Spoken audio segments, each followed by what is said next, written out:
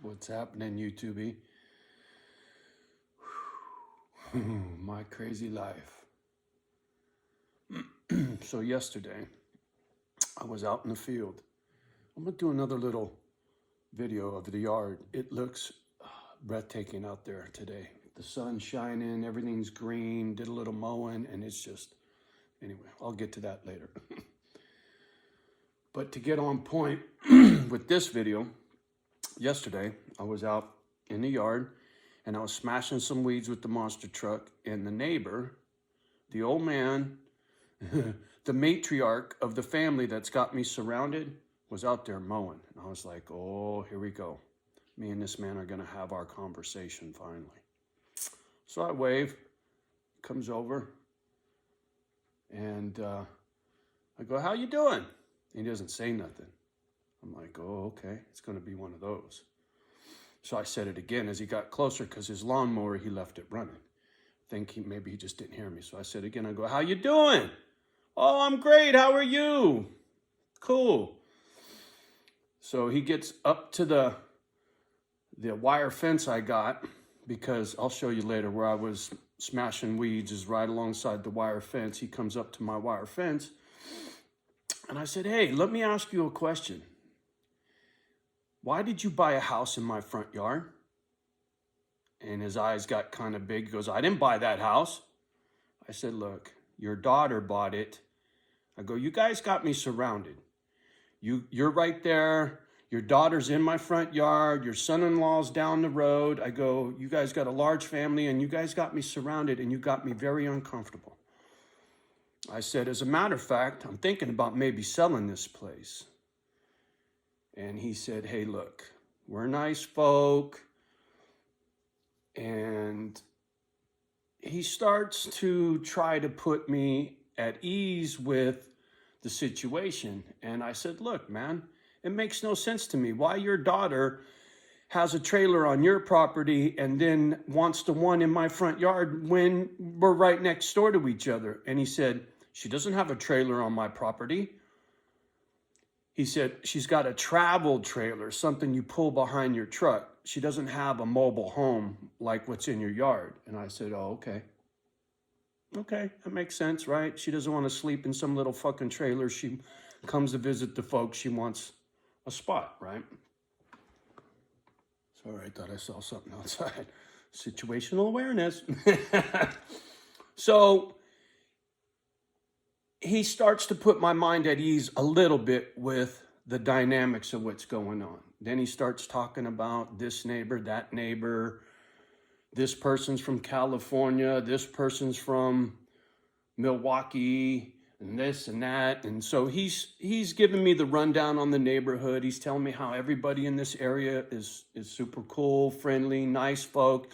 He was saying the people that used to be on this property, he talked a little shit. I'm just going to leave it at that. And he goes, but as far as the people and me and my family, he goes, you got nothing to worry about. Because I told him, I said, dude, you guys make me very uncomfortable. I said, I come from a big city, situational awareness, where people aren't very friendly, people aren't very nice, a lot of bad things happen to good people. I go, that's why I come up here, to be left alone. And once again, he's trying to put my mind at ease. It was a good exchange. I shook his hand. I said, thank you very much. I really appreciate this conversation. It helps me to feel better about what's going on here. And not to mention, there hasn't been anybody over there for 3 days now. It's been nice. And I know most people don't understand me, period, right? There's a handful of people out there that follow my story pretty close, and this video's for you guys. The planet don't give two shits about Johnny, man. I mean, my YouTube channel speaks volumes about how square peg, round hole, you know. I'll never fit in this world. And that's okay. It's all right. I got my own world.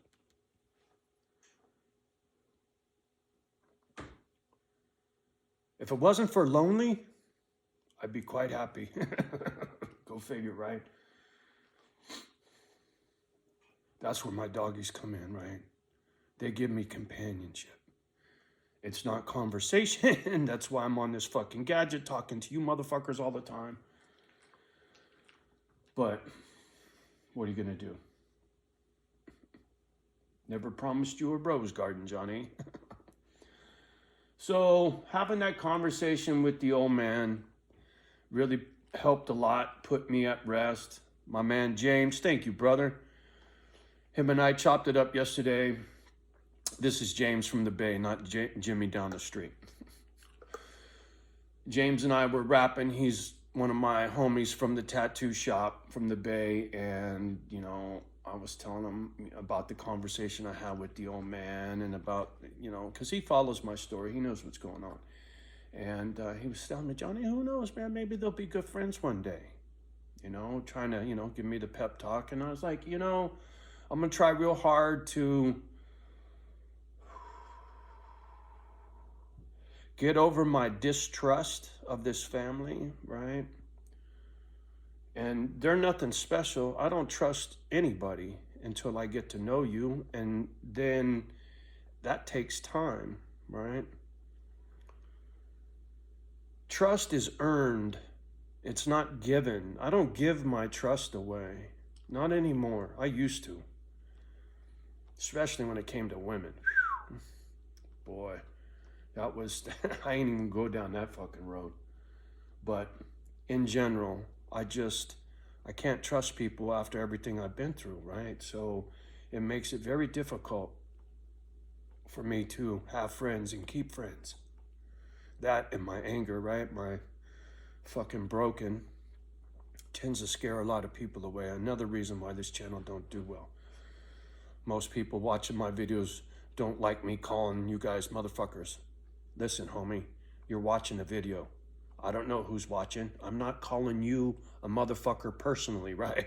It's just in general. So don't get butt sore. So anyway,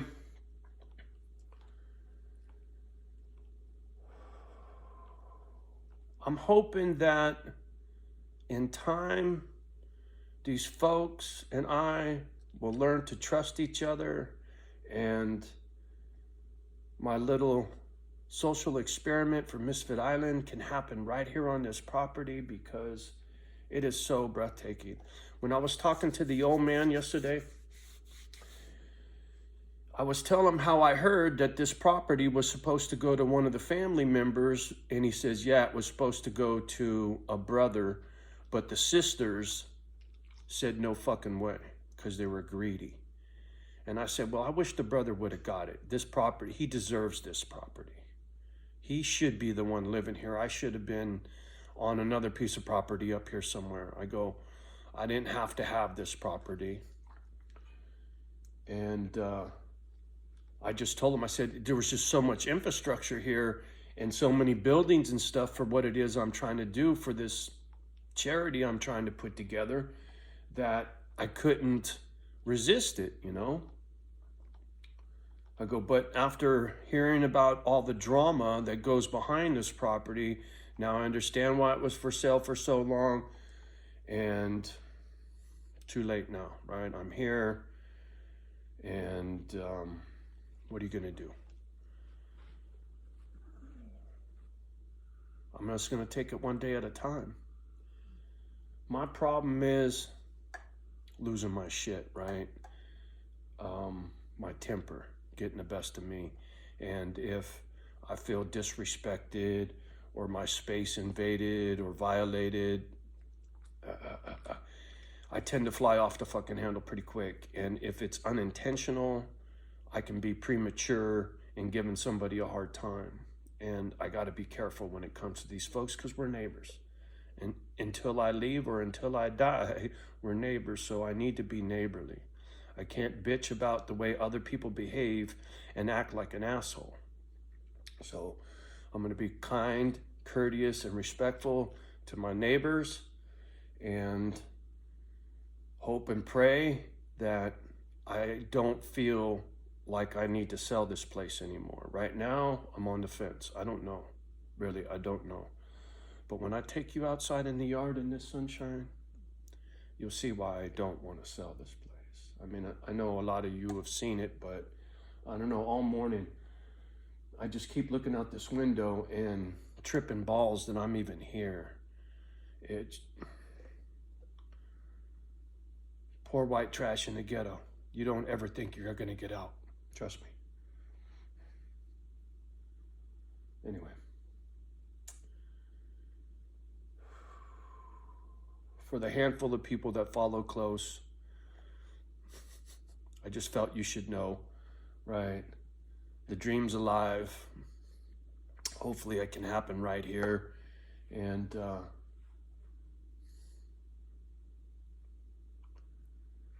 I can fulfill my life purpose. I don't know how else to say it. My whole life's been for shit up to this point.